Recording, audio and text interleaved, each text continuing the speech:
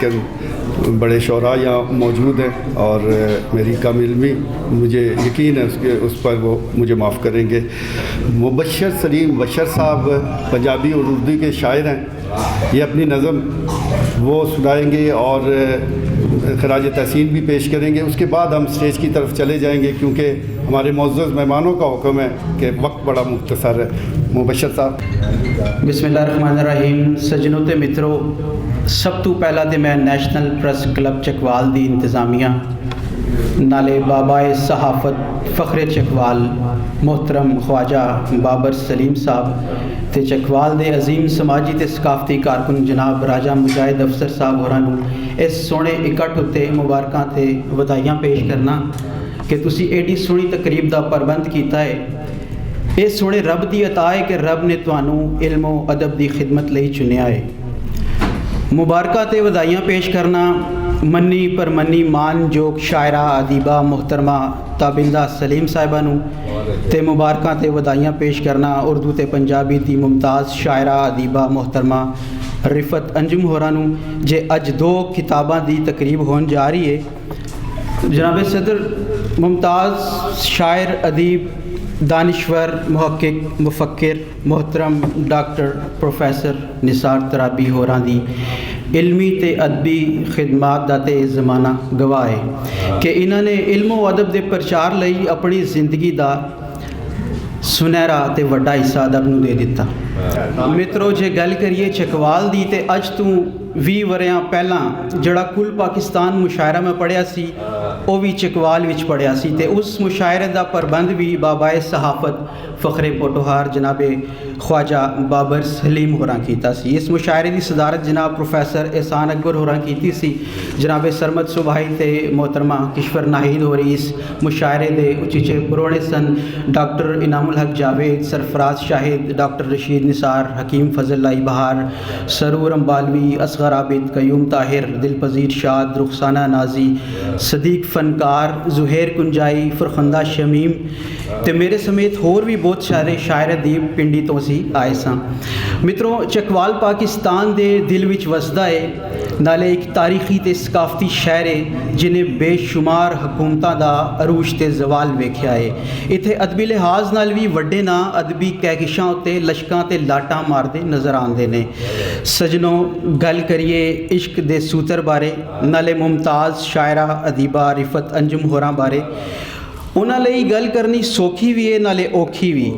सौखी इसलिए कि रिफत अंजुम सुच्ची ते सुच्चे लफ्ज़ां दी शायरा है जिदा ज़ाहिर ते बातिन रोशन है। उन्हां दे ख्यालां दी पंड लट लट करके जगदी है। ये सूए ते सावे रंगां दे लफ्ज़ां दी शायरा है। जनाब सदर, ये सूए ते सावे रंगां दे लफ्ज़ां दी शायरा है। ते गल करिए औखी इसलिए कि पंजाबी शायरी दा कैनवस बड़ा वड्डा है। ख्याल किया जाता है बई कि बाबा फरीद इस पंजाबी ज़ुबान के पहले शायर सन। उन्हां तो लैके ते शाह हुसैन होरां दे ज़माने तक भी विचकारली वित विच अलबत्ता कोई ऐसा शायर सामने नहीं आंदा सिवाय गुरु नानक दे जिन्हां ने ग्रंथ साहब लिखी। शाह हुसैन होरां पंजाबी शायरी विच कमाल किया कि उन्हां पंजाबी शायरी नूं काफ़ी नाल मुतारिफ कराया, जबकि सुल्तान बाहू ने सी हरफी दी सिनफ नूं अपना के ते पंजाबी शायरी विच छावां भरे रुख उगाए। सैयद वारिस शाह होरां हीर, हाशिम शाह ने ससी पन्नू, मियाँ मोहम्मद बख्श ने सैफुल मलूक, फजल शाह गुजराती ने सोनी महिवाल, हाफिज़ बरखुदार ने मिर्ज़ा साहिबा ते मौलवी गुलाम रसूल होरां एहसनुल किसस नूं नज़म कीता ते पंजाबी अदब व शायरी विच अनमोल ते सुच्चा वादा कीता। पंजाबी शायरी दियां सिनफां ते ज़ुबान व अदब बारे देर तिकर गल हो सकती है क्यों जे एक वड्डी ज़ुबान व अदब की गल है। पर मैं हुण गल करांगा साडी इस शायरा बारे जिन्हां अपने ख्यालां दा ऐसा चरखा कत्या कि लफ्ज़ां दे लखां हीरे ते मोती खट ले। इश्क दा सूतर कुछ इंज वटिया कि लालां दी पंड भर गई ते ए शेरी परागा इश्क दा सूतर जिन्हों तुसी वर्क वर्क फलोरोगे ते लफ्ज़ां ते हरफां दियां लशकां तुहाडे सोच ख्यालां वाला चानन होर लाटा मारेगा। मोहतरमा रिफत अंजुम होरां दे इस शेरी परागे नूं मैं लफ्ज़ लफ्ज़ पढ़िया है। इन्हां दियां नज़मां ते गज़लां विच एक वखरा जहान वसदा है। इश्क दा सूतर परागे दा वड्डा वसफ रस भरी शेरियत है ਜਿਹੜੀ ਹੁਣ ਟਾਵੇਂ ਟਾਵੇਂ ਸ਼ਾਇਰਾਂ ਕੋਲ ਹੀ ਲੱਭਦੀ ਏ।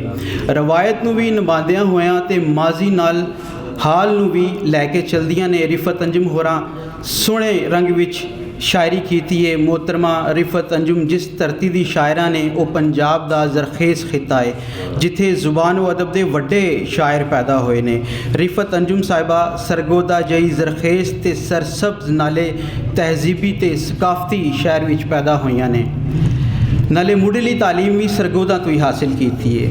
ਰਿਫਤ ਅੰਜੁਮ ਸਾਹਿਬਾ ਹਕੀਕਤ ਪਸੰਦ ਸ਼ਾਇਰਾ ਨੇ। ਉਹ ख्वाबाਂ ਦੇ ਬਜਾਏ ਹਕੀਕਤ ਦੀ ਗੱਲ ਕਰਦੀਆਂ ਨੇ। ਕਿਤੇ ਉਹ ਇਸ਼ਕ ਦੀ ਰਾਹ 'ਤੇ ਟੁਰਦੀ ਦਿਖਾਈ ਦਿੰਦੀਆਂ ਨੇ ਤੇ ਕਦੀ ਉਹ ਜ਼ਮਾਨੇ ਦੇ ਦੁੱਖਾਂ ਦੀ ਪੰਡ ਨੂੰ ਸਿਰ 'ਤੇ ਚਾਈ ਫਿਰਦੀਆਂ ਨੇ। ਇਸ਼ਕ ਦਾ ਸੂਤਰ ਸਿਰਫ ਇੱਕ ਸ਼ੇਰੀ ਪਰਾਗਾ ਨਹੀਂ ਬਲਕਿ ਇਹਦੇ ਵਿੱਚ ਹਯਾਤੀ ਦੀਆਂ ਸੱਚਾਈਆਂ ਤੇ ਸਦਰਾਂ ਦੇ ਫੁੱਲ ਬੂਟੇ ਮਹਿਕਾਂ ਪੇ ਮਾਰਦੇ ਨੇ।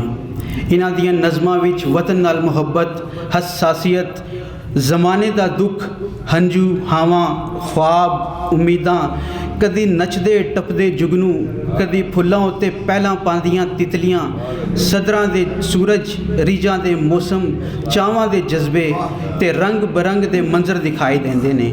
ਇਹਨਾਂ ਦੀਆਂ ਗਜ਼ਲਾਂ ਵਿੱਚ ਡੂੰਘੇ ਵਿਚਾਰ ਨੇ। ਉਹ ਮਾਸ਼ਰੇ ਦੀ ਨਾਇਨਸਾਫੀਆਂ ਨੂੰ ਵੀ ਕਲਮ ਦੀ ਨੋਕ 'ਤੇ ਰੱਖਦੀਆਂ ਨੇ ਤੇ ਇਸ਼ਕ ਦੇ ਸੂਤਰ ਨੂੰ, ਇਸ਼ਕ ਦੇ ਤਰਾਜ਼ੂ ਤੇ ਆਪਣੇ ਮਾਮਲਾਤ ਨੂੰ ਵੀ ਤੋਲਦੀਆਂ ਨੇ।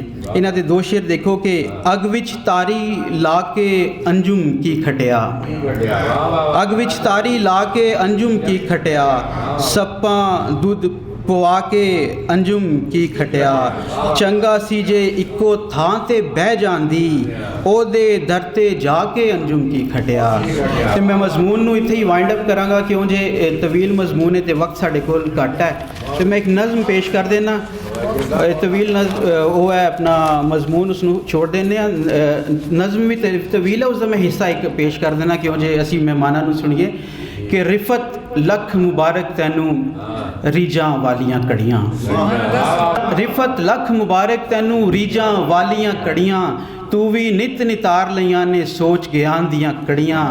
ਤੇਰੇ ਸ਼ੇਰ ਮੁਹੱਬਤਾਂ ਵਾਲੇ ਪੜਦਾ ਅੱਜ ਜ਼ਮਾਨਾ, ਹਰ ਇੱਕ ਮਿਸਰਾ ਮਿੱਠਾ ਤੇਰਾ ਜਿਵੇਂ ਖੰਡ ਮਖਾਨਾ। ਸ਼ੇਰ ਜਦੋਂ ਵੀ ਲਿਖਣ ਬੈਠੀ ਮਿੱਠੜੇ ਬੋਲ ਤੂੰ ਬੋਲੇ, ਨਜ਼ਮਾਂ ਅੰਦਰ ਹੀਰੇ ਜੜ ਤੇ ਗਜ਼ਰਾ ਮੋਤੀ ਤੋਲੇ, ਤੇ ਤੇਰੀਆਂ ਸੋਚਾਂ ਹੀਰਾਂ ਦਿਸਨ ਮਿਸਰੇ ਤਖਤ ਹਜ਼ਾਰੇ, ਤੇਰੀਆਂ ਸੋਚਾਂ ਹੀਰਾਂ ਦਿਸਨ ਮਿਸਰੇ ਤਖਤ ਹਜ਼ਾਰੇ, ਸੋਚ ਤੇਰੀ ਦੀ ਚੁੰਨੀ ਉੱਤੇ ਚਮਕਨ ਚੰਨ ਤੇ ਤਾਰੇ, ਲਫ਼ਜ਼ਾਂ ਵਾਲੇ ਜ਼ੇਵਰ ਦੇ ਨਾਲ ਆਪਣਾ ਆਪ ਸਜਾਂਦੀ। ਨੁਸਰਤ ਯਾਬ ਖਾਨ। ਲਫ਼ਜ਼ਾਂ ਵਾਲੇ ਜ਼ੇਵਰ ਦੇ ਨਾਲ ਆਪਣਾ ਆਪ ਸਜਾਂਦੀ, ਹਰ ਹਰ ਮਿਸਰਾ ਸੋਨਾ ਤੇਰਾ, ਹਰ ਹਰ ਮਿਸਰਾ ਚਾਂਦੀ।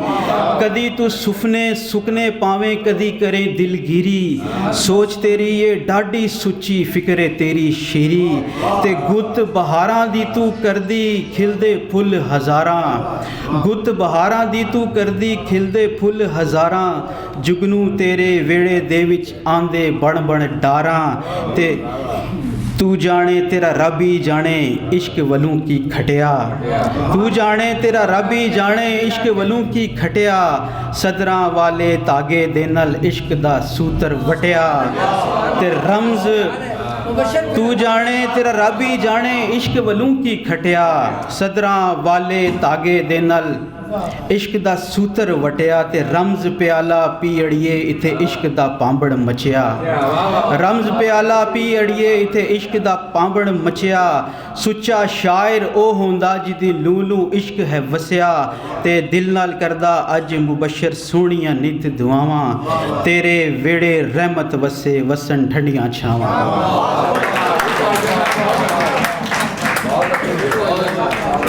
माशाल्लाह जी, बहुत खूब मुबशर साहब।